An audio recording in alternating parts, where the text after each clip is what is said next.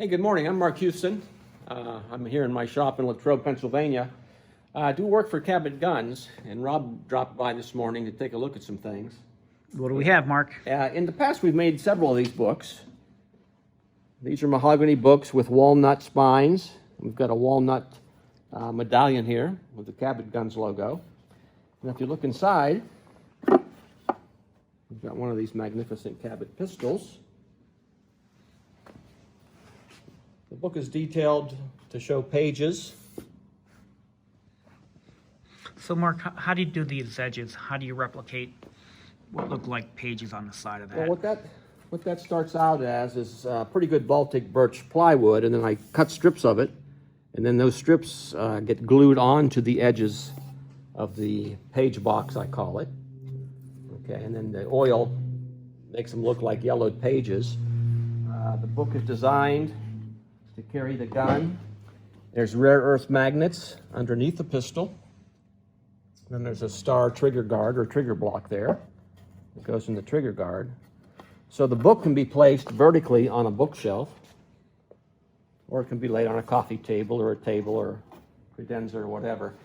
The lid is also magnetically affixed to the book, so it snaps right in place, so it too could stand on its own. So you could have a whole bookcase full of Cabot guns and these books. You were a little bit interested in the construction of these books, so let me take a minute to walk through that real quick. Again, it's all mahogany. We start out with a base. It's all glued up out of rough cut. So we've got a base here that would take that magnet, the magnet's here, and then the magnet cover, and then the trigger guard or trigger block with the star in it. So we'd have magnets under here. We'd glue all this in place. That would kind of come after the assembly. Here's one of those page boxes I mentioned with the plywood strips glued on. It all looks much better after oil.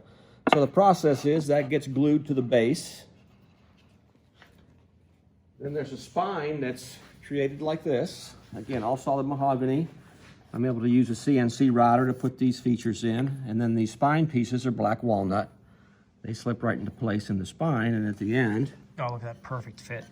when you get the spine completed, you've got the mahogany spine, the black walnut embossed spine members there, and the Cabot gun logo. That would then get glued to this assembly in a different operation, and once that's complete, the lid gets, again, it's a glue up with mahogany. And then we've got this rabbit around here, and these are the magnet pockets. So rare earth magnets go in here with a cap that covers them. During the construction of the page box, I already add the magnets in, so they're already under here. So when it gets assembled, you have the magnets working with each other to hold the lid in place. So how many magnets in total do you have there, Mark? There's two here, and 4 under the gun in each book. And then once all that assembly's done. And what I really love about it is you play it around to get the exact amount of contact. Right. So was it too hard, too much attraction, not enough to pull out of it? Exactly. It's enough to hold it in either a vertical, obviously in a horizontal position.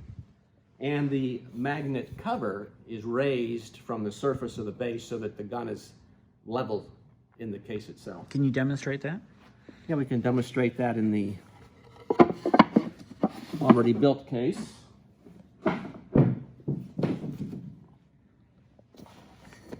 So this is the completed case. And if I take the base at a start that doesn't have the magnets in it, you'll see the barrel will lay flat. The barrel will go down farther than the grip surface will. So when we put the magnets in, we leave this raised platform here, so when the gun sits, it'll sit parallel to the base and just presents the gun better. Perfectly flat. Yeah. And again, if you lift it like this, the magnet's strong enough to pick it up this way.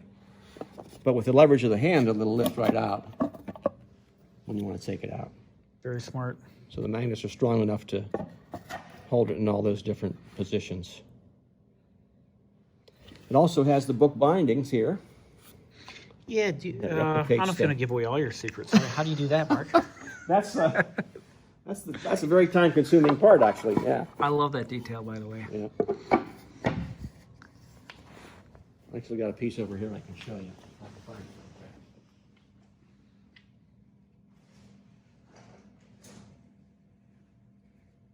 Starts out with a small mahogany strip, 245s here, and then I flatten the back so that when you glue it into the book, you'll have room for the threads. Yeah.